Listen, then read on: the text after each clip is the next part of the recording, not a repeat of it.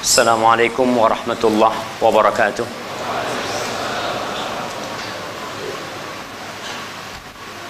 Alhamdulillah alladzi bi ni'matihi tatimmu shalihat. Segala puji bagi Allah Jalla Jalaluh yang karena nikmatnya kebaikan-kebaikan menjadi sempurna, yang karena rahmatnya kita pun bisa duduk di tempat ini bersama.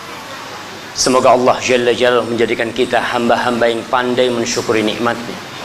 Allahumma salli wa sallim wa zid wa barik wa an'im ala sayyidina wa maulana Muhammad alladhi ba'athahu rahmatan lil alamin wa ala alihi wa ashabihi ajma'in.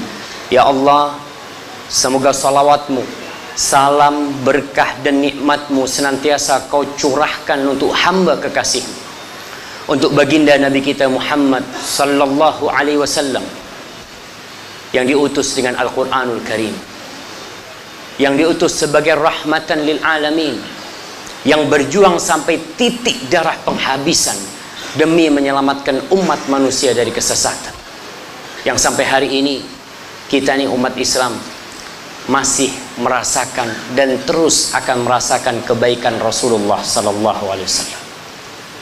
Dan semoga salat itu bersambung untuk keluarga beliau, untuk istri-istri beliau, untuk putra-putri beliau, dan untuk seluruh sahabat Nabi radhiyallahu taala anhum ajma'in. Amma ba'd. Hari ini tanggal 19 Muharram.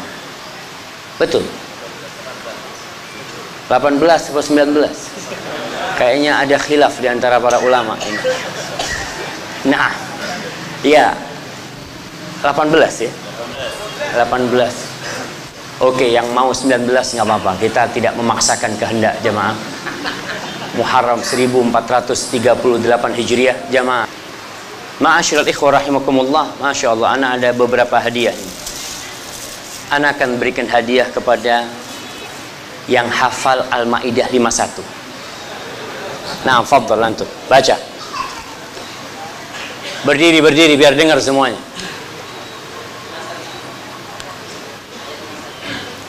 Ayat 51. Lama antum mau 52. 51 yang kita katakan. Masya Allah, barakallahu fikum. Kirim ke belakang sana jemaah. Masya Allah, Masya Allah. Di antara semasjid ini cuma 2 orang yang hafal jemaah.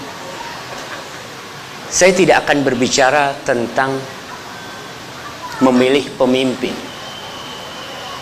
Alhamdulillah sudah ada yang ngurusin itu. MUI sudah berbicara, tapi kita berbicara ternyata yang lebih dalam dari sekedar pemimpin. Ahok mengingatkan umat Islam bahwa mereka selama ini telah lupa dengan Al-Maidah 51 ini.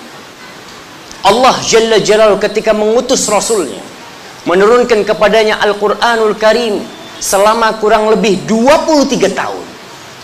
Quran ini turun satu persatu, membina umat, menanamkan di dalam jiwa mereka tentang al-iman billah wal yaumil akhir, menjelaskan kepada mereka bahwa dunia ini hanya tempat lewat, kita cuma lewat sebentar, dan dunia sangat menggoda. Allah turunkan ayat-ayat yang sangat banyak sekali. Berapa jumlah ayat dalam Al-Quranul Karim? Mana kasih hadiah? Nah, iya sekitar 6 ribuan, nggak apa-apa lah. 6.600 berapa itu? Kirim ke belakang sana jemaah. Baik, kenapa umat Islam meributkan Al-Maidah 51? Kemana 6.000 ayat ini jemaah? Kemana kita selama ini? Kok baru bingung ketika Ahok yang menyampaikan? Ulama menyampaikan berulang kali.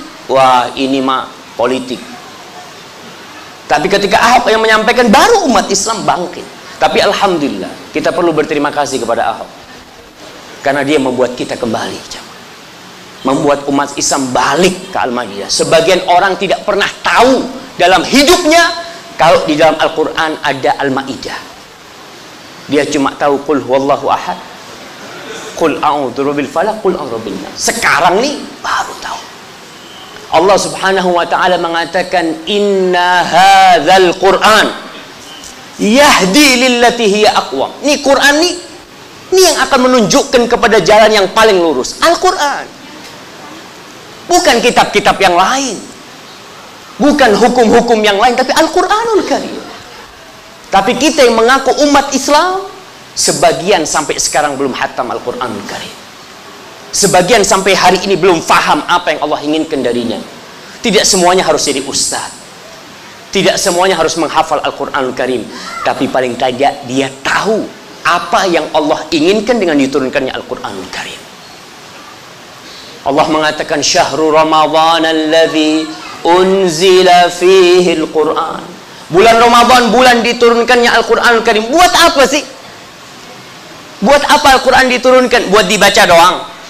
Buat dihafalin doang? La, hudan linnas wa bayyinatin minal huda wal furqan. Hudan linnas, petunjuk bagi umat manusia.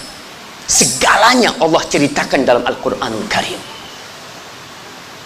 Allah berbincang tentang hukum berdagang. Ayat terpanjang di Al-Quranul Karim itu dikenal dengan sebutan ayatul mudayana. Ayat tentang utang piutang. Sekarang orang sibuk dengan notaris, ya, macam-macam. Di sebelah kita ada kantor notaris, sebelah sana ada kantor notaris. Dari sejak dulu 1438 tahun yang lalu udah ada dalam Islam tuh masalah notaris tuh. Catat mencatat ada. Tapi kita lupa, seakan-akan ini hukum yang dibikin oleh ya orang-orang. Di dalam Al-Quranul Karim ada ayat yang berkaitan dengan riba.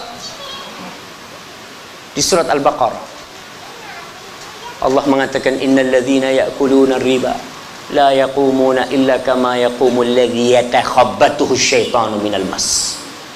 Sesungguhnya orang-orang yang makan riba itu kelak pada hari kiamat akan dibangkitkan dalam kondisi seperti orang yang kerasukan jin, kerasukan setan. Ketika semua dibangkitkan dari kuburnya dengan amal-amalnya, ada yang dibangkitkan dengan mengatakan labbaik Allahumma labbaik. Ada yang mati dalam kondisi sujud, dibangkitkan dalam kondisi sujud mengatakan subhana rabbiyal a'la wa bihamdi. Tapi ada orang-orang yang dibangkitkan dalam kondisi seperti orang gila aja. Mana kita dari ayat ini? Allah mengatakan ya ayyuhalladzina amanu taqullaha wa dharu ma baqiya minar riba. Wahai orang-orang yang beriman, bertakwalah kalian kepada Allah, tinggalkan sisa-sisa riba. Tinggalkan. Sampai hari ini sebagian di antara kita masih di dalam kumbangan riba. Kemana ayat itu? Banyak di antara kita yang seakan-akan ini cuma Al-Maidah 51. Tapi perlu kita kaji hari ini tentang Al-Maidah 51. Al-Maidah 51 ini, kalau kita membaca tafsir para ulama, tafsir Ibnu Katsir, tafsir Sa'di, tafsir Tabari, tafsir Qurtubi, tidak berkaitan dengan masalah pemimpin saja. Ini salah satu sub pembahasan yang sangat sempit sekali masalah pemimpin. Lebih dari itu, kehidupan kita. Allah berfirman, ya ayyuhalladzina amanu. Ya ayyuhalladzina amanu. Wahai orang-orang yang beriman. Yang dipanggil cuma yang beriman. Yang tidak beriman silahkan tinggalkan ayat ini. Ini bukan untuk engkau. Ibnu Mas'ud radhiyallahu taala anhu mengatakan, "Idza sami'ta Allah yaqulu ya ayyuhalladzina amanu fa'ar'iha sam'ak." Kau dengar tuh, ya ayyuhalladzina amanu, berhenti dengerin tuh. Perhatikan, fahami itu. Kita sebagian puluhan tahun ada hataman Quran, menghatamkan Quran, lewat tuh ya ayyuhalladzina amanu, ya ayyuhalladzina amanu, lewat begitu aja. Nggak pernah kita ingin berhenti nih, aku lagi dipanggil nih, Allah minta apa dari aku nih hamba Allah. Kalau kita merasa amanu, apa kata Allah, wahai orang-orang yang beriman, la tattakhidul yahuda wan nasara awliya. Kalian nih yang beriman, jangan kalian menjadikan orang-orang Yahudi dan orang-orang Nasrani awliya. Apa arti wali? Al-awliya itu jam'u wali. Awliya kata satunya disebut wali. Di dalam buku-buku tafsir disebut wali itu maknanya an-nasir, as-sadiq, al-habib. seorang penolong, seorang pembantu, seorang teman, seorang kekasih. Jangan bicara pemimpin. Kita berteman, mempunyai hubungan baik dalam pertemanan kita sampai tingkat cinta, senang sama tuh orang Yahudi dan Nasrani, nggak boleh. Jangan bicara pemimpin antum. Jadi kalau ada orang yang mengatakan nih ayat cuma di Indonesia diterjemahkan pemimpin, nggak masalah. Sebenarnya ayat itu lebih dalam dari sekedar pemimpin. Kalau kita berteman dengan orang Yahudi dan Nasrani aja nggak boleh. Menjadikan mereka kekasih kita aja nggak boleh. Apalagi menjadikan mereka pemimpin buat kita. Apa kata Allah? Ba'duhum awliya'u ba'd. Mereka itu sebagian di antara mereka saling mencintai sama-sama mereka. Kita percaya sama Allah apa percaya sama ungkapan manusia? Allah sebutkan Yahudi dan Nasrani ini sesama mereka saling mencintai, saling mendukung. Orang-orang Nasoro mendukung Nasoro, naam, pasti. Allah sebutkan itu.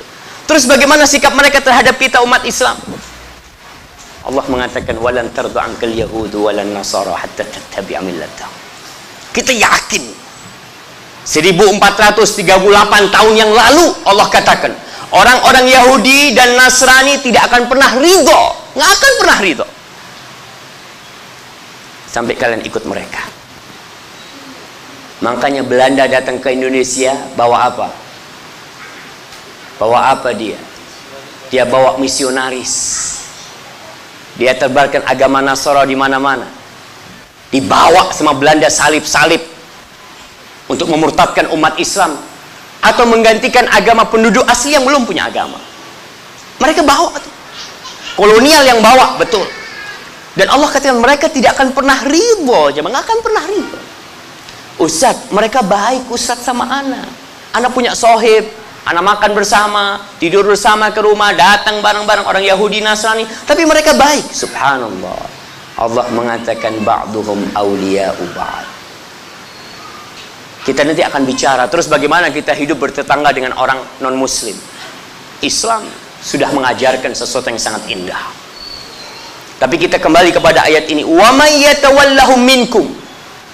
Kalian yang beriman, kalau ada yang menjadikan mereka sebagai wali kalian, sebagai sohib kalian, sebagai teman kalian, sebagai penolong kalian, apalagi sebagai pemimpin kalian.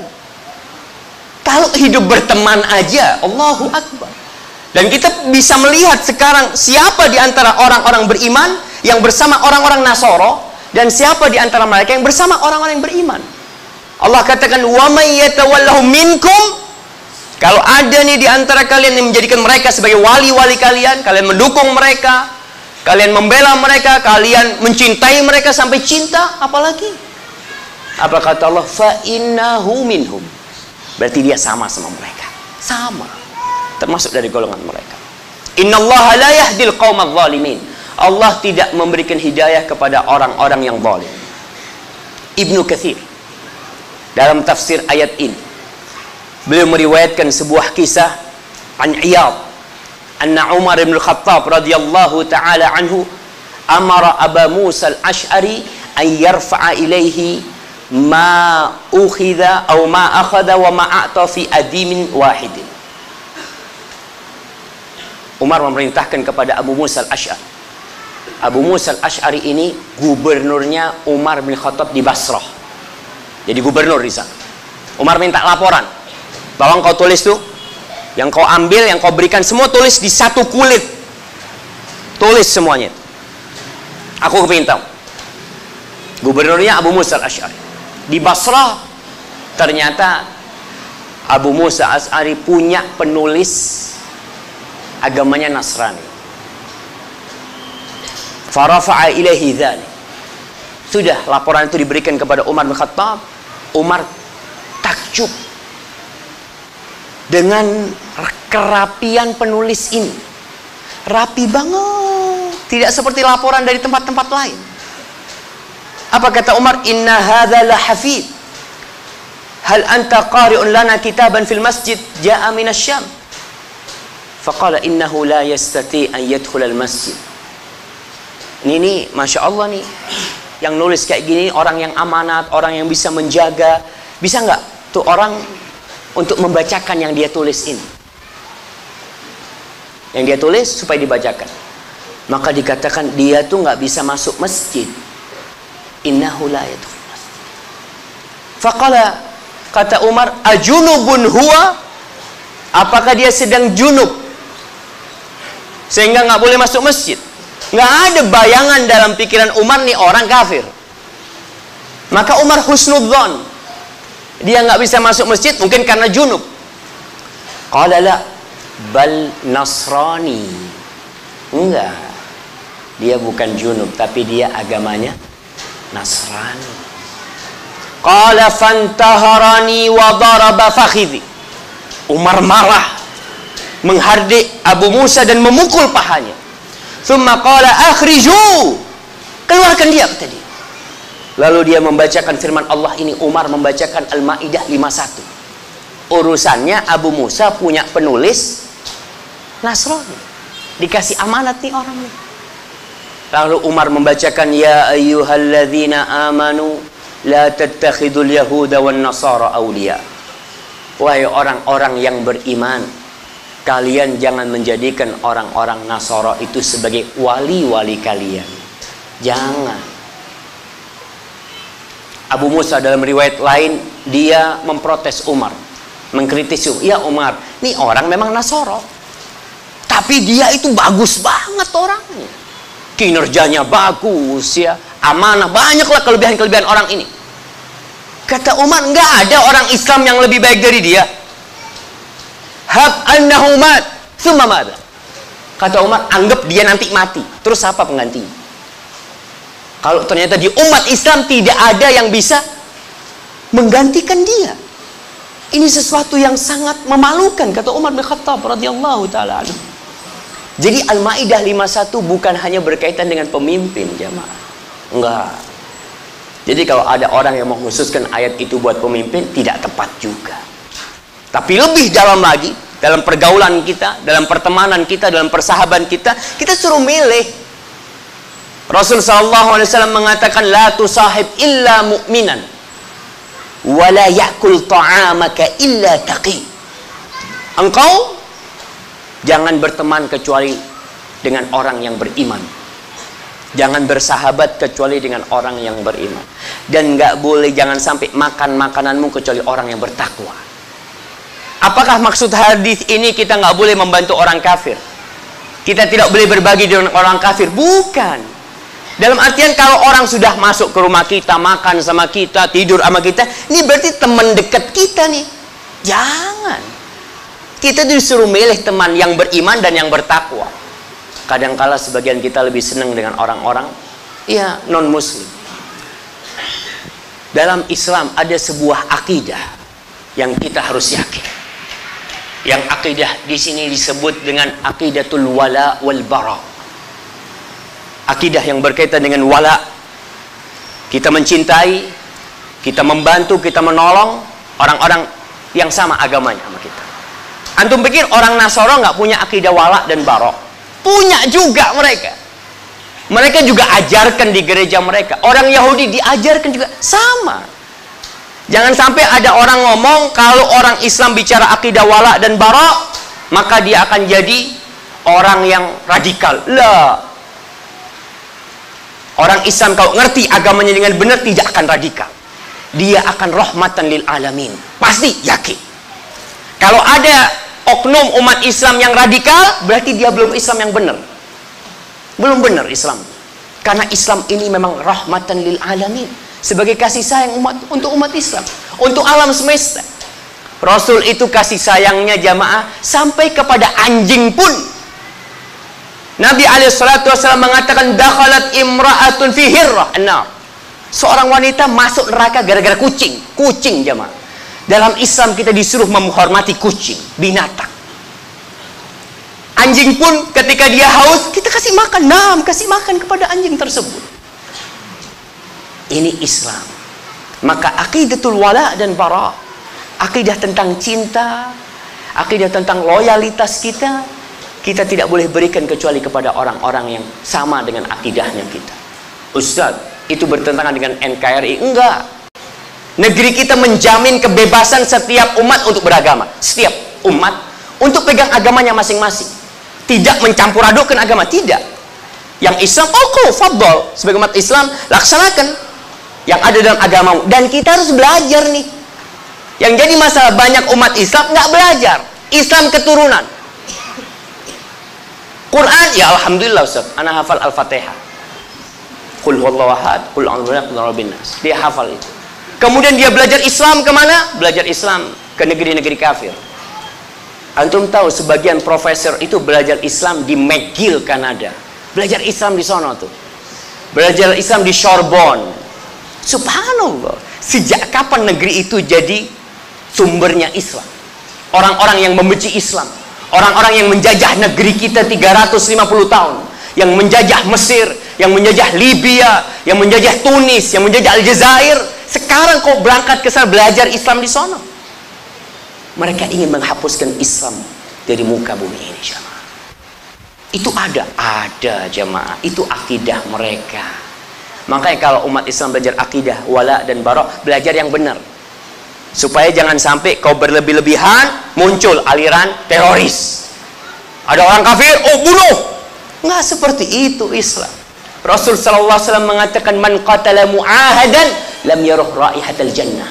Orang Islam yang membunuh orang kafir dalam negeri Islam yang ada perjanjian dengan umat Islam tidak akan mencium bau surga. Orang kafir. Subhanallah. Jadi akidah wala yang benar ini masalah cinta, masalah dukungan kita kepada umat Islam. Dan kita harus benci sama orang kafir, benci. Ustaz, katanya orang jangan benci sama orangnya, benci sama perbuatannya. Nah, tapi perbuatan itu siapa yang lakoni? Itu orang kan. Nah, kalau ada orang membunuh anak bapak, lalu bapak ingin dendam kepada pembunuhnya itu, sakit hati kepada pembunuhnya, lalu ada orang yang ngomong, mas, jangan benci kepada pembunuhnya, bencilah kelakuan dia membunuh. Bisa jemaah? Nggak bisa. Kita nih di surat Al-Mumtahanah ayat 4, 5, 6, 7, 8, supaya kita nggak salah bergaul dengan orang non muslim, supaya kita tidak menjadi aliran yang nggak benar. Munculnya ISIS umpamanya, munculnya orang yang ngebom sana ngebom sini dengan berdalih wala wal bara, perlu diluruskan. Allah mengatakan di surat Al-Mumtahanah ayat 4, qad kanat lakum uswatun hasanatun fi Ibrahim walladzina ma'ah. Nih kata Allah, telah ada bagi kalian suri tauladan. Orang itu suka mencontoh, suka niru. Iya. Oleh karena itu Allah kasih kita contoh-contoh dalam Al-Quranul Karim. Ini contohnya kayak gini nih. Makanya kenapa kita lihat di televisi selalu dimunculkan yang namanya idola-idola, idola yang nggak benar dimunculkan, karena orang suka mencontoh. Kenapa iklan baju, iklan macam-macam, mesti yang ditunjukkan itu artis yang dipakai. Artis makan Indomie. Apa? Artis emangnya makan Indomie? Tapi kan orang itu contohnya fulan nih makan Indomie. Fulannya, bukan Indominya. Atau bukan makanannya. Dalam Al-Quran Allah berikan contoh-contoh kepada kita. Nih, ada suri tauladan yang baik di diri siapa? Fi Ibrahim walladzina ma'ah. Di diri Nabi Ibrahim dan orang-orang yang bersama Nabi Ibrahim. Apa sih contoh yang perlu kita lihat dari mereka? Idh qalu liqaumihim. Ketika mereka berkata kepada kaumnya, kaumnya orang-orang kafir, inna bura'a'u minkum wa mimma ta'buduna min dunillah kafarna bikum wa bada bainana wa bainakumul adawatu wal baghdha. Sampai kapan? Abadan. Kata Allah, kami nih menceritakan kaumnya Nabi Nuh, kami berlepas diri. Bara artinya berlepas diri.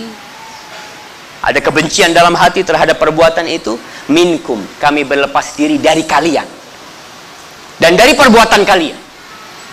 Bukan cuma dari perbuatannya, dari orangnya berlepas diri. dan dari apa yang kalian lakukan, kalian menyembah selain Allah, kafarna bikum, kita kufur kepada kalian, dan telah tampak di antara kita dan kalian al-adawah wal baghdha, permusuhan dan kebencian. Kita jelaskan, nggak perlu antum malu mengatakan kita ini benci sama orang kafir. Iya, kita benci. Gimana nggak benci kepada orang yang mengatakan Allah punya anak? Tiap hari kita katakan qul huwallahu ahad, Allahus samad, lam yalid wa lam yulad wa lam yakul lahu kufuwan ahad. Kita tiap hari itu baca. Habis sholat kita baca, habis sholat kita baca, habis sholat kita baca, baca terus. Kita menghadapi orang yang mengatakan Allah punya anak, lalu kita nggak benci. Engkau gimana? Mana keyakinanmu? Apakah itu sekedar bacaan di lisan tanpa ada keyakinan dalam hati? Kaumnya Nabi Ibrahim, dia tahu konsekuensi ucapan itu dimusuhi sama kaumnya. Bahkan Nabi Ibrahim dibakar oleh kaumnya, nggak masalah. Tapi perlu kita jelaskan. Wabada bainana wa bainakumul adawatu wal baghdha, telah nampak di antara kita permusuhan dan kebencian sampai kapan? Abadan, selama-lamanya. Hatta tu'minu billahi wahdah, sampai kalian beriman. Kalau kalian beriman, baru jadi sohib kita. Kalau kalian beriman, baru jadi teman kita. Illa qaula Ibrahim li abi, kecuali ada pengecualian di sini. Perkataan Nabi Ibrahim untuk ayahnya, la astaghfiranna laka, aku akan memohonkan ampun untukmu. Masya Allah, kita udah masuk sesi tanya jawab.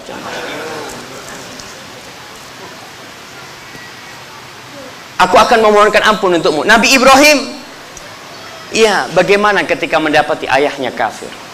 Dia tahu nih bapaknya dia, maka dia nggak ingin masuk neraka ayahandanya. Dia mengatakan, aku akan memohonkan ampun untukmu.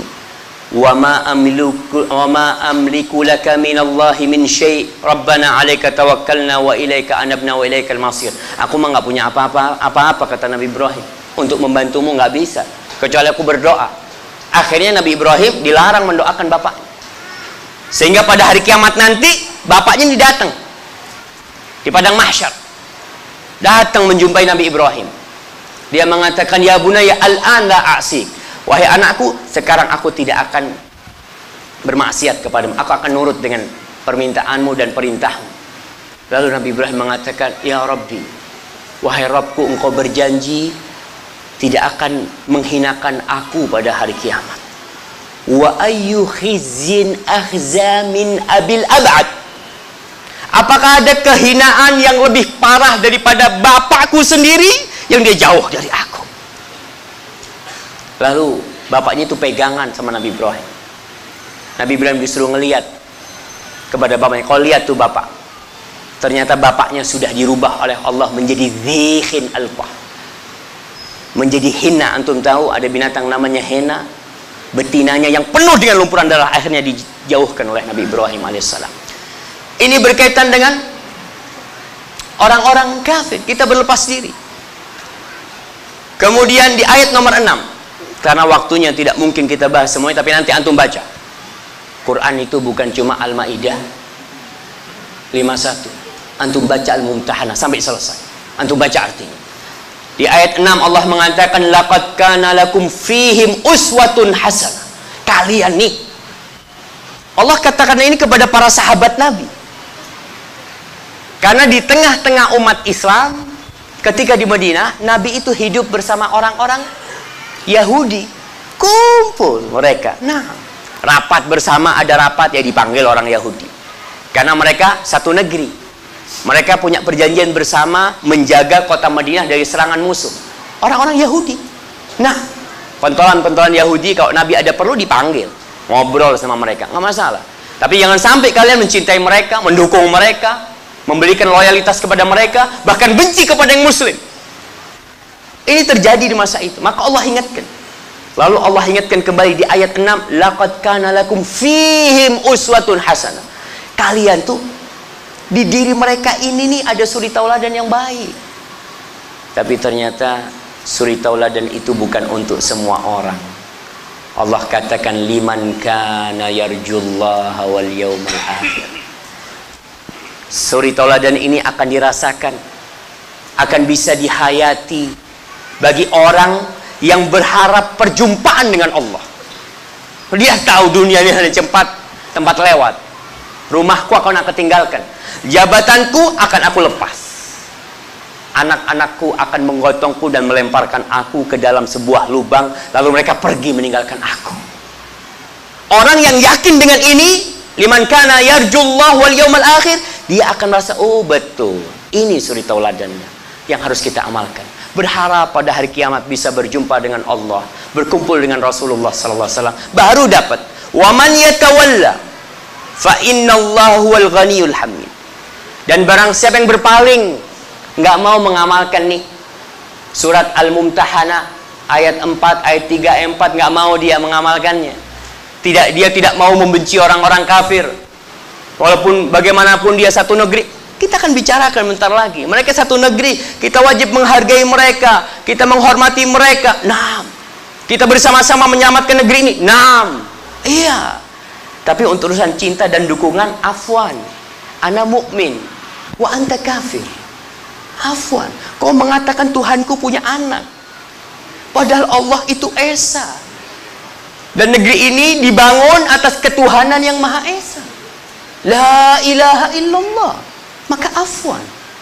Ana tidak, bukannya ana tidak mau menghargai, aku hargai engkau sebagai sesama bangsa negara, satu bangsa, iya.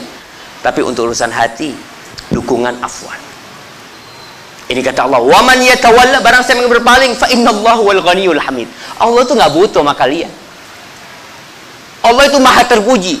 Kalau kalian tidak ada yang mengamalkan ayat ini, kalau seluruh bangsa Indonesia tidak ada yang mengamalkan Al-Maidah 51, Al-Mumtahanah ayat 3, ayat 4, 5, 6, 7, 8, kalau nggak ada yang mengamalkan Al-Quranul Karim, Allah itu maha tidak butuh sama kalian. Antum bisa bayangkan, Jember ini nanti akan rata sama tanah. Satu saat antum tidak akan menjumpai ada bangunan yang berdiri di kota Jember. Ketika antum dibangkitkan dari kuburnya, antum akan melihat semuanya rata. Orang-orang kafir di masa Rasul SAW, mereka bertanya, mereka menanyakan, kau katakan akan ada kiamat nanti, kau katakan nanti akan hancur semuanya. Lalu yas'alunaka 'anil jibal, nanti gunung ini gimana? Jangan bicara rumah. Antum kalau lihat dari Jember berangkat ke Surabaya naik pesawat, antum akan melewati gunung yang besar sekali. Antum akan lihat kota Jember kecil. Orang-orang kafir tanya tentang gunung, tidak tanya tentang bangunan-bangunan yang pencakar langit. Lah, gunung ini gimana nanti ceritanya? Katakan Muhammad kepada mereka, faqul yansifuha rabbi nasfa. Allah akan hancurkan, ratakan sama tanah. Allah akan menjadikan butiran pasir yang berterbangan, rata sama tanah. Fayadharuha qa'an safsafa, la tara fiha iwajan wala amta. Nggak ada lagi yang belunduk-lunduk. Nggak ada lagi tanda, oh ini jalan apa namanya, oh ini bekas masjid ini, oh ini ada jalan. Nggak ada semuanya. Allah tuh nggak butuh dengan alam semesta ini, jemaah. Kalau kalian mau ngamalkan, tafadhol. Nggak mau, monggo. Faman sya'a falyu'min wa man sya'a falyakfur. Yang mau beriman silahkan, yang mau kafir monggo silahkan. Allah nggak butuh sama kita. Allah tidak butuh dengan sujud kita. Allah tidak butuh dengan rukuk kita. Maka Allah katakan fa innallahu wal ghaniyul hamid. Tapi Allah katakan asallah an yaj'ala bainakum wa bainal ladzina 'adaitum minhum mawaddah wallahu qadir wallahu ghafur rahim.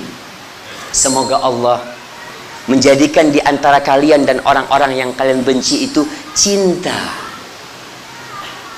Kita ini benci sama orang-orang kafir. Nah, tapi Allah mengatakan semoga Allah menjadikan antara kalian dengan orang-orang yang kalian benci itu cinta. Dengan Allah memberikan hidayah kepada mereka. Antum lihat yang terjadi di masa sahabat. Peperangan terjadi antara umat Islam dengan orang-orang kafir. Kebencian ada di antara penduduk Madinah yang muslim dengan penduduk Mekah yang kafir. Tapi akhirnya mereka menyatu. Allah yang menjadikan cinta di antara mereka. Bisa. Allah katakan wallahu qadir. Allah itu maha bisa, maha kuasa. Wallahu ghafurur rahim, dan Allah itu maha pengampun dan maha mengasihi. Orang-orang kafir yang mungkin berbuat dosa puluhan tahun, yang mungkin dia selama 70 tahun berbuat dosa dengan kekufurannya, hari itu masuk Islam, Allah ampuni semua dosanya. Ada seorang sahabat yang menyumpai Rasul sallallahu alaihi wasallam dalam sebuah peperangan. Dia mau perang. Aku mau perang nih. Aku mau masuk Islam. Oke, masuk Islam. Perang, mati. Belum pernah dalam hidupnya sujud satu kali. Belum pernah. Nabi alaihissalatu wassalam mengatakan amila qalilan, amalnya sedikit tapi dikasih balasan yang banyak sekali. Allah tuh Ghafurur Rahim. Maka antum doakan orang-orang yang kafir supaya dapat hidayah.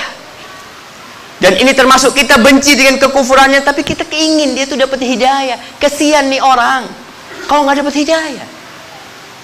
Lalu Allah katakan la yanhakumullah di ayat nomor 8. La yanhakumullah 'anil ladzina lam yuqatilukum fid din wa lam yukhrijukum min diyarikum an tabarruhum wa tuqsitu ilaihim innallaha yuhibbul muqsitin. Allah tidak melarang kalian untuk berbuat baik kepada orang-orang kafir yang tidak memerangi kalian. Orang-orang kafir yang hidup aman, sekampung sama kita, satu kota sama kita, bertetanggaan di pasar, bertetanggaan di toko. Allah tidak melarang. Syaratnya dia tidak memerangi agama kita. Walam yukhrijukum min diyarikum, syaratnya dia tidak mengusir kita dari negeri kita. Nggak apa-apa kita berbuat baik. Antabarruhum wa tuqsitu ilaihim. Berbuat baik kepada mereka dan berbuat adil kepada mereka. Subhanallah. Ini diperintahkan kita berbuat adil, berbuat benar kepada tetangga kita yang non muslim. Ali bin Abi Thalib radhiyallahu taala anhu, pernah satu hari dia ke pasar, dilihat ada baju besi dia. Baju besi dia dijual sama orang Yahudi. Kata Ali bin Abi Thalib, "Syuf, ini punya anak," kata dia. "Oh, enggak, orang punya anak, ini barang anak," kata dia. "Enggak, ini barang, ini baju besi anak, hilang ini. Ada di tangan kau ini." "Enggak bisa," kata dia. Berangkat ke hakim. Kalau nggak salah qadhinya Syurai. Ayo berangkat. Ali sebagai khalifah, Amirul Mukminin. Dalam persidangan dipanggil. Kum ya Abul Hasan, bangun wahai Abul Hasan. Ali marah. Ali mengatakan kepada qadhinya, tanya, "Kenapa kau marah?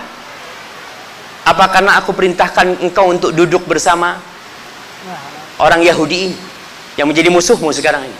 "La," kata Ali, "karena engkau memanggilku dengan Abul Hasan. Abul Hasan ini panggilan kemuliaan. Kunyah itu panggilan penghormatan." Ali heran, kenapa kau panggil aku dengan panggilan penghormatan, yang Yahudi tidak? Sampai dalam panggilan ini khalifah jamaah, pemimpin umat Islam. Dia itu tetap ingin disama. Ya udah, dalam urusan hukum sama rata.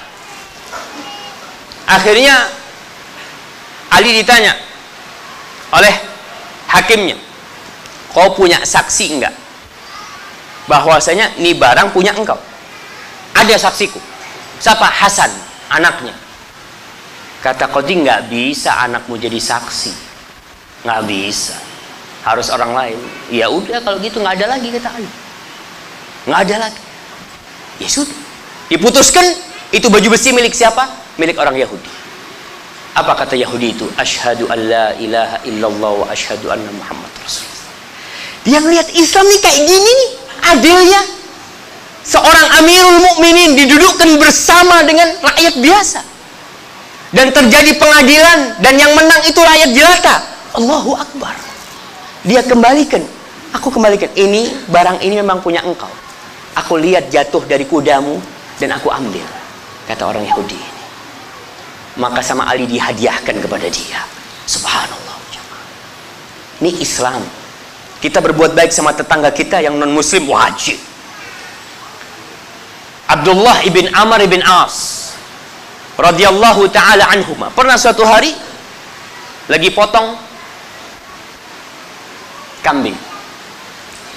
Setelah dipotong kambingnya, pesen nih sama yang motong kambing, nanti kalau udah potong jangan lupa tetangga kita yang Yahudi, tetangga kita yang Yahudi kau kasih. Murid-muridnya pada bertanya, ya Aba Abdurrahman al-Yahudi, wahai Abu Abdurrahman, kau mau ngasih sama yang Yahudi? Mungkin mereka berpikir ini bertentangan dengan akidah wala dan barok, kita ngasih orang Yahudi. Apa kata Abdullah bin Amr bin As? Sami'tu Rasulullah sallallahu alaihi wasallam yaqul, aku mendengar Rasulullah sallallahu alaihi wasallam bersabda, ma zala Jibril yusini bil jar hatta dhanantu annahu sayuwarrithu. Jibril itu terus mewasiatkan kepada aku agar aku berbuat baik kepada tetangga, sampai aku mengira tetangga itu akan dapat warisan. Muslim, non muslim, kita berbuat baik bukan hanya kepada tetangga kita yang muslim. Kadangkala kita kalau bikin makanan di rumah, tetangga Nasoro, Yahudi lewat semuanya, kita kasih yang jauh, kita kasih hadiah. Tetanggamu kau kasih seharusnya. Aisyah radhiyallahu taala anha bertanya kepada Rasulullah sallallahu alaihi wasallam, ya Rasulullah, innali jarain, aku punya 2 tetangga dan aku punya hadiah yang aku akan berikan, cuma 1 hadiahnya. Fa ila ayyihima uhdi, yang mana yang harus aku kasih di antara 2 tetangga ini? Nggak ngurus muslim apa non muslim, pertanyaannya umum. Apa kata Rasulullah SAW? Ila aqrabihima minki baban, yang paling dekat pintunya sama engkau kalau mau ngasih. Jadi kalau kita punya tetangga non muslim, kasih jamaah, tunjukkan Islam itu agama yang mulia. Tetangga kita sakit butuh mobil, antar ke rumah sakit pakai mobil anak. Tetangga kita kebakaran, antum jangan ngeliatin doang, alhamdulillah, alhamdulillah. Lah, kita ajak berbuat baik sama anjing dapat pahala, apalagi sama tetangga kita. Nah, berkaitan dengan hubungan kita dalam kehidupan ini, ya kita harus menghargai sesama manusia. Rahmatan lil alamin kita harus tunjukkan kepada mereka. Dan kalau kita mau berbicara toleransi, ana sering ingatkan, tidak ada agama di muka bumi ini. Tidak ada agama di muka bumi ini, silahkan buktikan, yang lebih toleransi daripada Islam. Anda sering ingatkan bagaimana saudara-saudara kita yang berada di Andalusia, di Spanyol. Tatkala Ratu Isabella bersama Raja God menguasai, mengalahkan negeri Islam yang ada di situ, apa yang dilakukan mereka? Dibantai umat Islam. Mereka punya pilihan satu, masuk ke agama Nasoro, baca sejarah. Yang kedua, kalau tidak, keluar dari negeri ini. Kalau tidak mau, bunuh. Sebagian orang mikir mau pergi kemana mereka pada waktu itu. Sarana transportasi tidak seperti sekarang. Sebagian orang hijrah meninggalkan Spanyol menuju ke Maroko, menuju ke Aljazair, Tunis, menuju ke sana. Tapi banyak yang dibantai, puluhan ribu jamaah yang dibantai oleh Ratu Isabella. Dengan dukungan siapa? Paus ke-6 pada waktu itu. Dukungan dari pemerintah Katolik pada waktu itu. Dihabisi umat Islam. Masjid tidak akan antum dapatkan hari ini. Masjid yang dibangun oleh umat Islam di masa itu, yang dibangun oleh Abu Hayyan Al-Andalusi, Al-Qurtubi, Ibnu Hazm, insyaallah. Baik. Tapi ya khair insyaallah. Fadhal. Wa barik ala Muhammad wa ala ali Muhammad wa ala Ibrahim. Allahumma shalli wa sallim ala Muhammad. Baik. Kita lanjutkan jamaah. Kalau bicara toleransi, umat Islam umat yang paling toleransi. Rasul sallallahu alaihi wasallam melarang menghancurkan gereja-gereja yang di situ ada orang-orang yang beribadah, nggak boleh. Membunuh wanita yang tidak memerangi nggak boleh. Membunuh anak-anak nggak boleh. Sekarang kita lihat orang-orang kalau berperang sekarang nggak ada namanya adab berperang di antara mereka. Kembali kepada yang terjadi di Palestina, di Andalusia, nggak ada satupun masjid yang mulai zaman dulu dibangun kemudian umat Islam hari ini masih bisa sholat di sana. Dihabisi semuanya, habis umat Islam. Ketika umat ini beda nih, ketika umat Islam mengambil kunci Masjidil Aqsa. Pendeta-pendeta mengatakan kita nggak mau kasihkan kunci Masjidil Aqsa nih kecuali kepada amir kalian. Umar bin Khattab berangkat meninggalkan Madinah sebulan. Ya, untuk menghargai mereka. Mereka mengatakan nggak mau ngasihkan kunci kecuali kepada Umar bin Khattab. Ya udah, Umar datang. Radhiyallahu taala anhu, dia terima kunci. Apakah setelah diterima kuncinya Palestina dikuasai oleh umat Islam kemudian ditindas orang-orang Yahudi dan Nasrani? Wallah jamaah, antum baca sejarah orang-orang Yahudi ketika umat Islam menguasai Palestina mereka bisa bernafas lega karena selama di bawah pemimpinan orang-orang Nasoro mereka tidak bisa bebas beribadah. Gereja-gereja Nasoro yang ada sebelum Islam masuk sampai hari ini tetap berdiri. Tidak dihancurkan oleh umat Islam. Dihargai orang Nasoro. Fadl, kamu ibadah, monggo silahkan. Tapi ada aturannya. Dibikin aturan. Kamu mau beribadah silahkan. Nggak boleh umat Islam ngebom gereja. Lah, perbuatan hina yang seperti itu. Perang aja nggak boleh. Apalagi dalam kondisi aman. Dan sampai hari ini. Beda ketika tahun 400 Hijriah ketika orang-orang Eropa di bawah pemimpinan Italia atau Raja Prancis pada waktu itu masuk menguasai Palestina. Satu hari mereka bunuh 70.000 umat Islam. Satu hari mereka menyerah, disembelih. Anak-anak kecil itu dilempar dari menara yang berada di masjid, dan darah itu bisa sampai setengah betis mereka. Tidak seperti tembak. Kalau tembak darahnya nggak ngucur seperti orang yang disembelih. Itu dilakukan mereka. Baik. Setelah 200 tahun peperangan dengan orang-orang salib, Salahuddin Al-Ayyubi mengembalikan Palestina. Apakah Salahuddin melakukan apa yang dilakukan oleh orang-orang Nasara? Kalla wallahi. Sampai rajanya tidak dibunuh. Kau kalau mau tetap di sini monggo, kalau kau mau pulang ya kita antarkan. Sampai diantarkan. Ma'asyiral ikhwah rahimakumullah. Jadi kalau ada orang yang ngomong, yang ngajarin umat Islam untuk toleransi, ya sangat memalukan sekali. Umat Islam ini disuruh belajar agamanya yang benar. Insya Allah jadi toleransi. Nggak jadi radikal, nggak jadi teroris, nggak jadi yang macam-macam. Kemudian Allah katakan di surat Al-Mumtahana ayat 9, innama yanhakum. Yang Allah larang itu siapa? Untuk kita berbuat baik sama mereka. Innama yanhakumullah anil ladzina qatalukum fid din wa akhrajukum min diyarikum wa zaharu ala ikhrajikum an tawallawhum. Yang dilarang itu kalian adalah memberikan loyalitas kalian kepada orang kafir yang memusuhi kalian, yang memerangi kalian, yang berusaha untuk mengusir kalian dari negeri kalian. Itu nggak boleh kalian loyal kepada mereka, nggak boleh. Wa may yatawallahum faulaika humudz zalimun.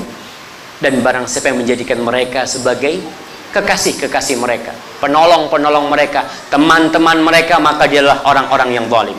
Ma'asyiral muslimin rahimakumullah. Jelas nih ayatnya, bukan hanya berkaitan dengan pemimpin.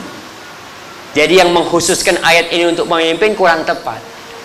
Pemimpin itu, apalagi pemimpin, kita bersohib sama orang-orang non muslim aja nggak boleh. Terus gimana kita di tempat kerja punya sohib orang Nasoro? Kadang-kala ada orang bertamu ke rumah kita non muslim, kita harus menjamu mereka, nggak masalah. Kita harus menghormati mereka, hak mereka kita penuhi. Tapi jangan sampai engkau akhirnya menemani orang-orang non-muslim, engkau meninggalkan orang-orang Islam. sohib dengan mereka, merasa lebih nyaman dengan mereka. Sampai ada seorang yang bertanya kepada seorang alim ulama, Ustaz, gimana nih? Masya Allah. Lanjut kita jemaah. Ini ada seorang tanya kepada Ustaz, dia itu suka main basket, teman basketnya non muslim. Ada orang-orang Islam, tapi orang-orang Islam nggak bener. Dia kalau berkumpul sama orang Islam minum. Ini yang Islam minum nih, yang Islam main judi, yang Nasoro nggak main judi. Akhirnya dia milih berteman dengan orang-orang Nasoro. Kalau dia yakinan, ana sih insya Allah nggak akan terpengaruh dengan kepercayaan mereka, karena kepercayaan itu tidak pernah ditampakkan oleh mereka. Tapi kalau anda berteman dengan orang-orang yang minum, bisa jadi minum mana nanti. Bagaimana solusinya? Tetap jamaah, engkau tetap harus pilih teman yang baik, yang beriman kepada Allah Subhanahu Wa Taala. Orang-orang Nasoro, engkau berkira bahwasanya kejahatan mereka itu tidak lebih parah dari kejahatan orang yang minum. Wallahi, kejahatan orang-orang kafir itu yang mengatakan ada Tuhan selain Allah, itu jauh lebih besar dari orang yang berzina jemaah. Tapi kau juga jangan berteman dengan yang berzina. Bagaimana tugasmu? Ya udah, kau cari teman yang lain. Engkau kasih nasihat nih orang-orang yang beriman. Tapi kalau engkau berteman dengan orang Yahudi dan Nasara dengan harapan bisa memberikan petunjuk kepada mereka, tafadhol, karena tujuanmu sudah dakwah. Tapi umat Islam nih terlalu baik ana lihat. Jadi kalau ngomong di grup nih, di grup ada orang non muslim di sana. Kalau ada satu orang yang kirim tentang ayat Allah, ada yang negur, hati-hati, ada yang non muslim di sini. Oh, kenapa ada yang non muslim? Bukankah kita diperintahkan untuk menebarkan cahaya la ilaha illallah kepada mereka? Ini kesempatan nih, mereka gabung di sini, kita sampaikan. Kadang-kala kalau mereka yang ngomong macam-macam, kita nggak apa-apa, karena kita mayoritas, mereka minoritas. Takut tersinggung lah jemaah. Kesempatan nih, yang punya grup, fadl, kita share tentang ilmu yang bermanfaat, kita share tentang iman yang benar kepada mereka, agar mereka mendapatkan hidayah dari Allah Subhanahu Wa Taala. Nanti pulang dibaca Al-Maidah ayat 80-81 supaya lengkap tuh. Al-Maidah 51 tuh. Allah mengatakan tara katsiran minhum, engkau akan melihat kebanyakan dari mereka orang-orang munafikin. Tara katsiran minhum yatawallawna alladzina kafaru, orang-orang munafik tuh yang mereka sholatnya di belakang Nabi alaihi salatu wassalam. Soli imamnya Rasul SAW, yang khutbah Jumat Nabi alaihi salatu wassalam. Datang ke masjid orang-orang munafikin. Walaupun mereka malas-malasan datang, kadang-kala yang nggak datang, tapi mereka supaya menunjukkan keberadaan mereka, mereka datang. Tapi Allah katakan, tara katsiran minhum, kalau kau ingin tahu kalau mereka itu munafik atau tidak, yatawallawna alladzina kafaru, mereka akan memberikan loyalitas mereka kepada orang-orang kafir. Nih orang nih, loyalitasnya buat orang-orang kafir.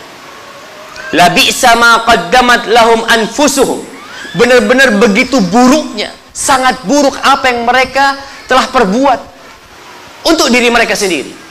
Ansakhitallahu alaihim, Allah murka kepada mereka. Wa fil azabi hum khalidun, mereka akan berada di azab dalam kondisi yang abadi selama-lamanya.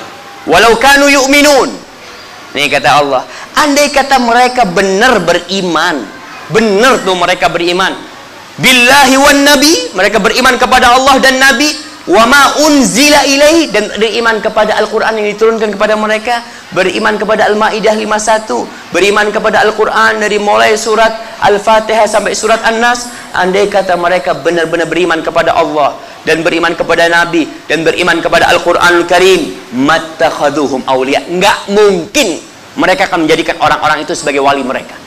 Nggak mungkin menjadikan ya orang-orang yang didukung sama mereka, orang-orang yang dibanggakan oleh mereka, orang-orang yang dibela oleh mereka. Yang muslim nggak dibelain, malah yang non muslim dibelain. Walakinna katsiran minhum fasiqun, tapi ini kebanyakan mereka orang-orang fasik. Jamaah, kajian kita hari ini tidak berkaitan dengan pilkada yang ada di Jakarta. Lah, Kajian kita hari ini berkaitan dengan kita sebagai muslim. Kita harus pelajari agama kita. Nggak ada kaitannya dengan kayak gitu. Dan Al-Quran bukan cuma Al-Ma'idah 51. Antum baca tuh.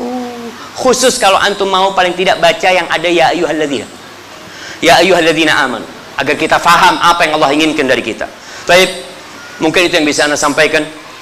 Kita masuk ke sesi tanya jawab. Di sini ada beberapa pertanyaan. Atau begini Ustaz, mungkin pertanyaan yang sama mungkin dijatuhkan. Iya. Ya, jadi mungkin kita florkan dulu, mungkin 1-2 pertanyaan dulu. Baik. Baiklah, untuk sementara ini kami buka season pertama. Artinya untuk penanya 1, 2, 3. Sementara, silakan.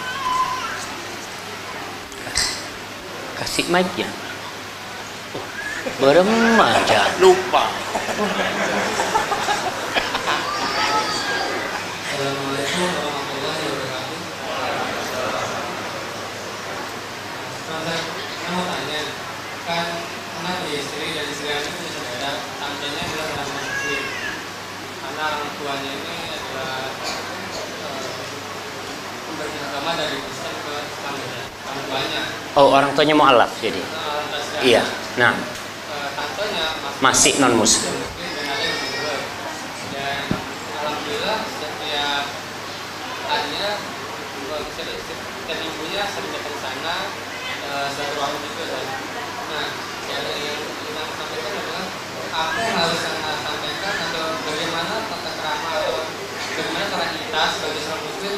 Tujuan saya dan misi saya adalah untuk mengajak Masya Allah, Masya Allah. Nah, Subhanallah. Pindah. Nah. Subhanallah. Bagaimana caranya? Baik. Waalaikumsalam warahmatullahi wabarakatuh. Baik, pertanyaan yang sangat menarik sekali. Kita jawab dulu lah. Iya, biar nggak lupa. Antum dengar semua pertanyaannya kan? Bagaimana kita berbuat baik kepada kerabat yang non muslim? Kita punya kerabat non muslim, apa yang harus kita lakukan? Tadi dia katakan bahwasanya kita suka berkunjung ke sana. Alhamdulillah, tunjukkan keindahan Islam, bawa hadiah ke tempat sana, duduk sama mereka, sampaikan tentang keindahan Islam. Jangan malu untuk menyampaikan keindahan Islam. Antum kalau tahu saudara-saudara kita kaum muslimin yang di Medan, saya ketemu sama orang tua dari Medan, cerita, Ustaz, kita dulu kalau sore itu ada anak-anak muda yang datang dari gereja.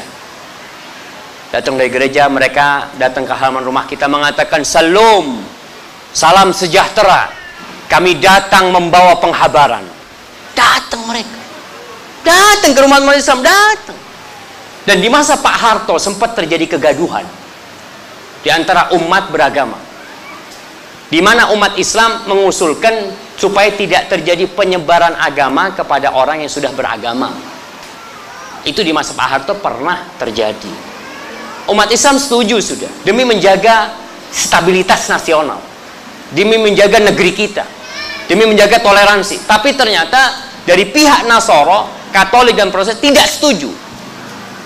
Karena mereka mengatakan kita ini dapat amanat menyampaikan, agar kita menyampaikan agama Tuhan. Akhirnya nggak selesai itu pertemuan di masanya Pak Harto. Maka kita pun kalau ada punya paman, kesempatan itu menunjukkan indahnya Islam, datang ke mereka. Apalagi dia pindah agamanya gara-gara nikah, maka antum datang ke mereka. Kalau antum punya buku, antum sampaikan ya tentang keindahan Islam, ajak kepada Islam, sampai mereka bosan sama antum, sampai mereka ngusir antum. Nabi Ibrahim alaihissalam sampai diusir sama bapak. Tapi dia tidak pernah berhenti, dia kasih tahu. Apa kata bapaknya terakhir sudah sampai puncaknya marah kepada anaknya. Ya Ibrahim, la illam tantahi la arjumanna. Ibrahim, kalau kau nggak berhenti dari mendakwain aku nih, aku akan lemparin kau dengan batu. Wahjurni maliya. Baru setelah kayak gitu, ya udah mau diapain? Bapakku sudah menolak dan mengusirku. Maka antum terus menyampaikan yang benar itu. Jangan antum malu jemaah. Apalagi kita ini menyampaikan kebenaran. Hadza wallahu a'lam bissawab. Nah, yang kedua ini mohon singkat saja.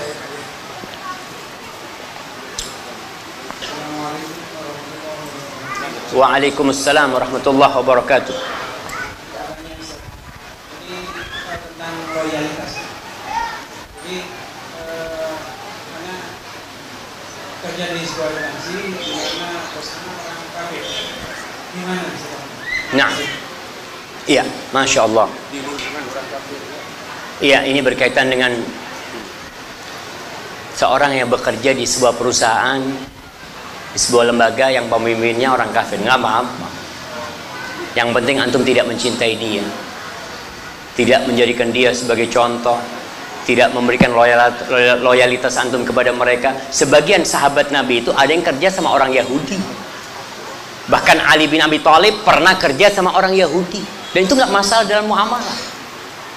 Dan jangan berpikir, Ustadz, apa boleh Ustadz kalau majikannya Yahudi Ustadz atau Nasrani kita mencuri Ustadz? Nggak boleh. Karena berpendangan kan ini hartanya orang-orang kafir kan, boleh nggak boleh, dia hormati dalam Islam. Yang mencuri hartanya orang kafir pun ada hukuman.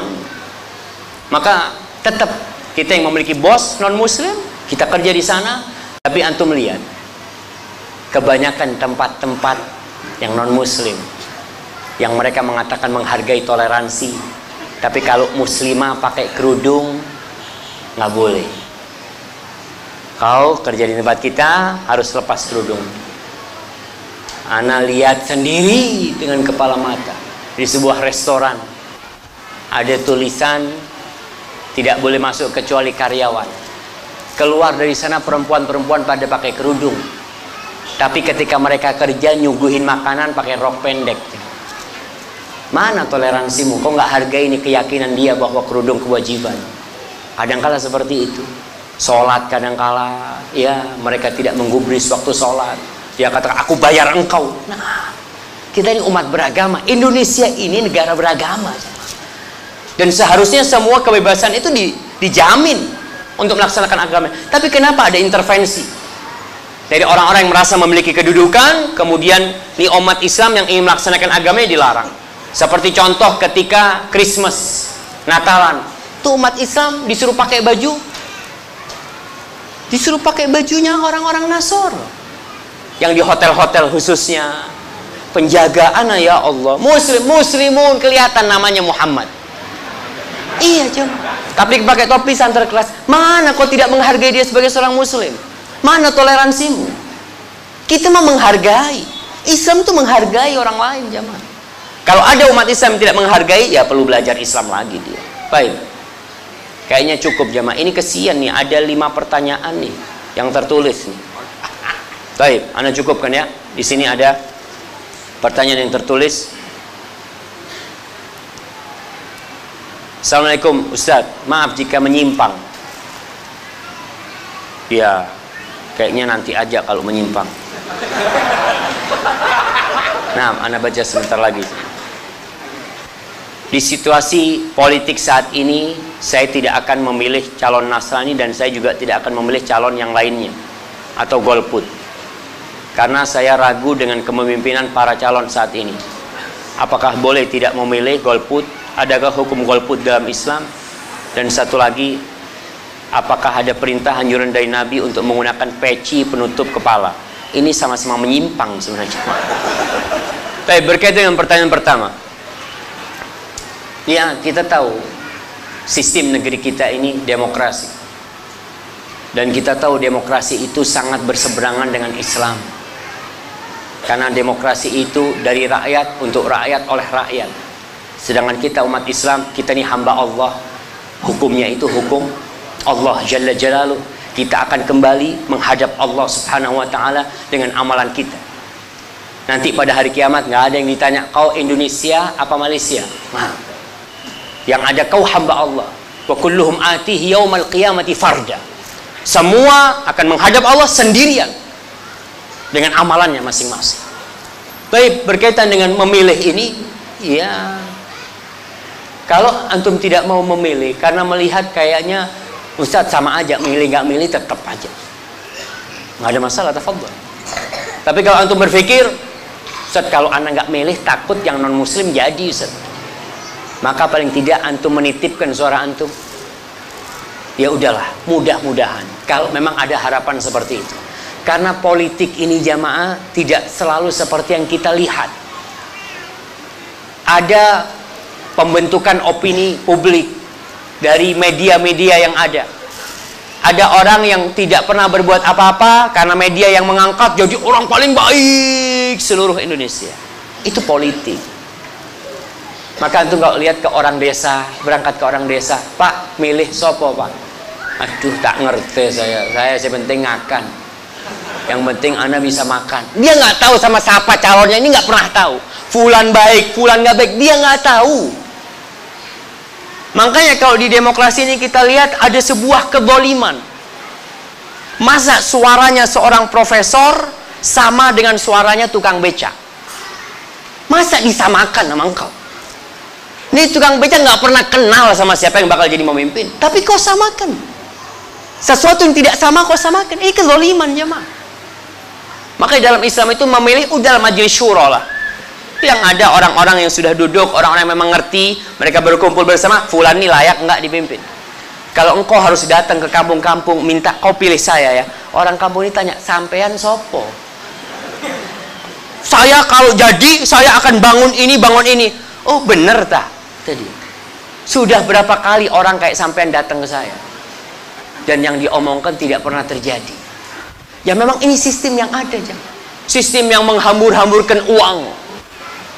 Kita lihat kita ini udah miskin, punya utang banyak, tambah lagi utang. Duit dihambur-hamburkan seperti itu. Kecuali kalau di Mas Kanjeng mau ngasih antum duit. Ya, kita dimunculkan isu-isu seperti ini. Ada orang yang bisa menggandakan uang macam-macam. Allah, masalah umat ini sangat banyak sekali. Bukan hanya Al-Maidah 51. Maka kembali kepada Al-Quran jamaah. Quran itu 30 juz, dibaca, dipelajari. Bagaimana hukum Islam terhadap orang-orang seperti Dimas Kanjeng umpamanya. Bagaimana hukum Islam seperti orang-orang yang membunuh, yang macam-macam. Itu dibahas tuh dalam Islam. Dan semuanya indah. Dan antum buktikan sampai kiamat. Sampai kiamat. Apabila Al-Quran ditinggalkan, orang tidak akan hidup tentram dan damai. Ini nih, hudan lil muttaqin. Hidayah buat orang-orang yang bertakwa. Baik, ini berkaitan dengan tadi. Maka antum lihatlah, karena memang kita nyoblos nggak nyoblos, kereta itu tetap jalan.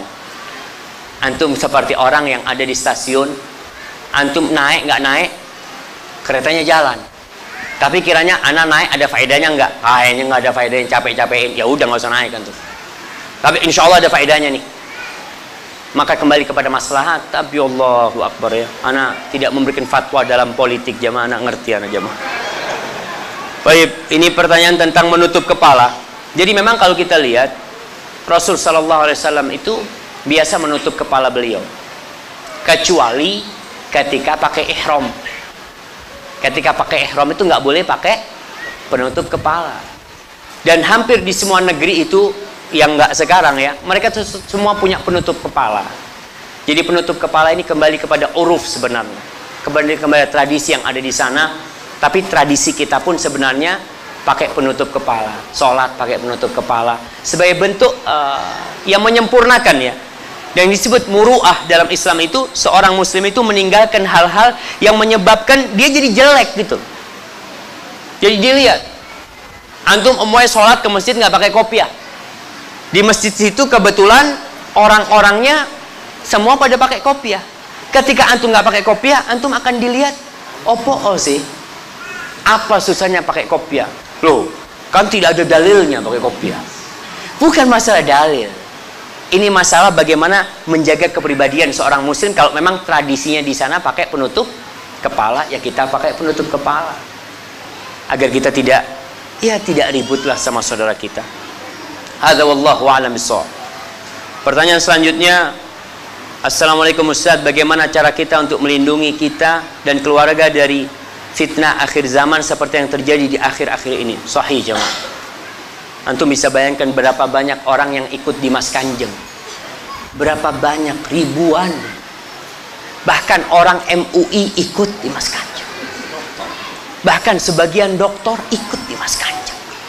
Rasul sallallahu alaihi wasallam mengatakan, badiru bil a'mal fitanan ka qita'il lailil muzlim.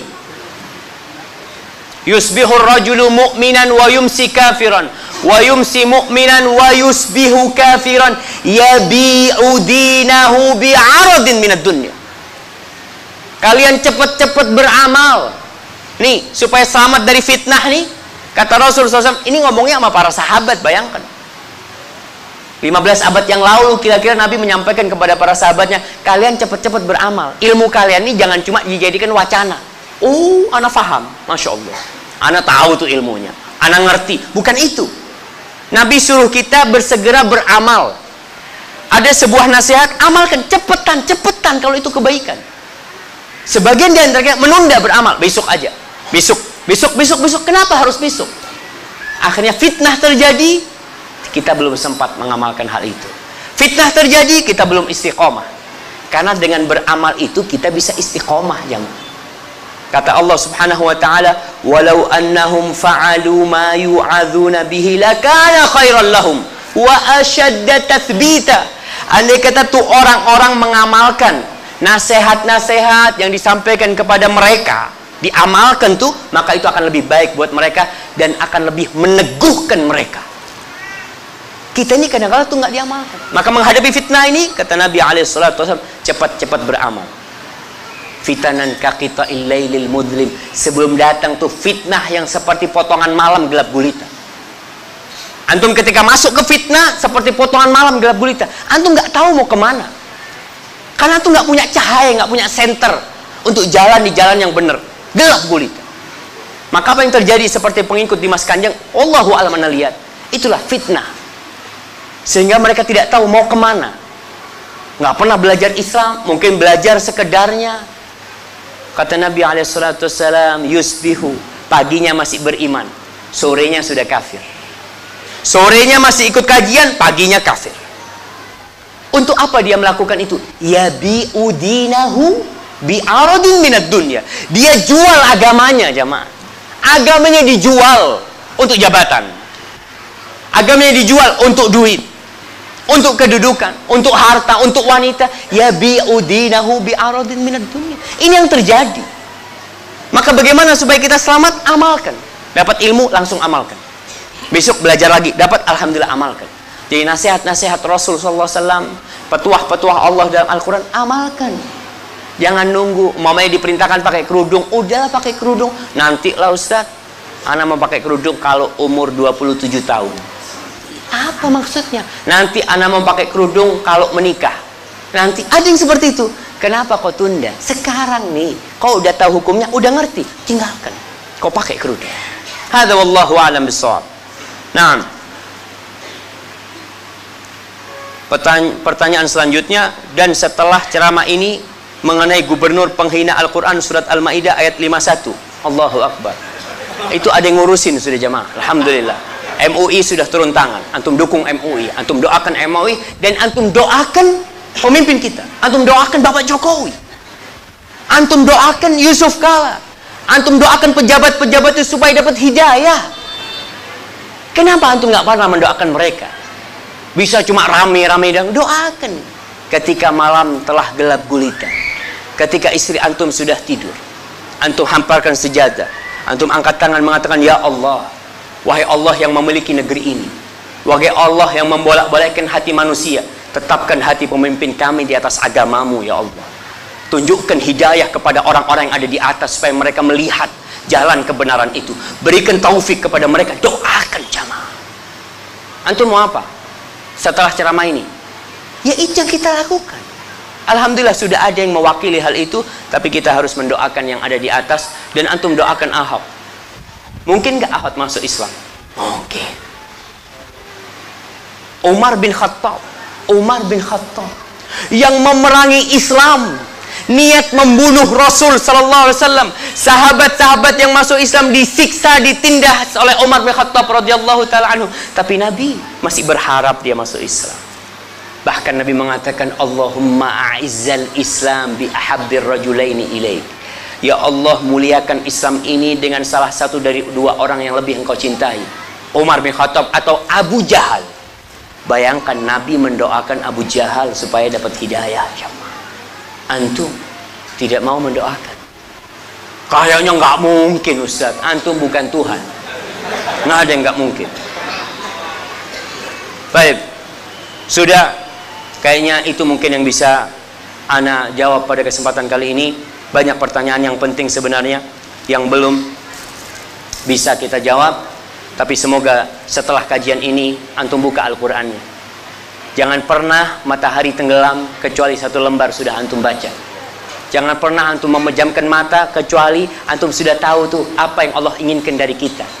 Kita ada yang umurnya sudah 40 tahun, 50 tahun, 60 tahun, masa Quran yang hanya 30 juz, yang mungkin jumlah halamannya 600 halaman. Kalau antum baca tiap hari satu halaman, 2 tahun antum udah hatam. Anggaplah antum sama artinya satu halaman atau setengah halaman. Terus kapan kita akan diberkahi oleh Allah Subhanahu wa taala? Nabi SAW pernah mengadu kepada Allah. Mengadu kepada Allah mengatakan, wa qala ar-rasulu ya rabbi. Rasul berkata, wahai Rabbku, inna qaumi ittakhadhu hadzal qur'ana mahjura. Kaumku itu meninggalkan Al-Qur'an. Subhanallah. Masa kita mau menjadi seperti itu? Hadza wallahu a'lam bissawab. Subhanakallahumma wa bihamdika asyhadu an la ilaha illa anta astaghfiruka wa atubu ilaik. Apabila yang Anda sampaikan benar itu dari Allah Subhanahu wa taala, kalau ada yang salah dan kurang berkenan, itu dari diri Anda pribadi. Allah dan Rasulnya terbebaskan dari kesalahan itu. Wassalamualaikum warahmatullahi wabarakatuh.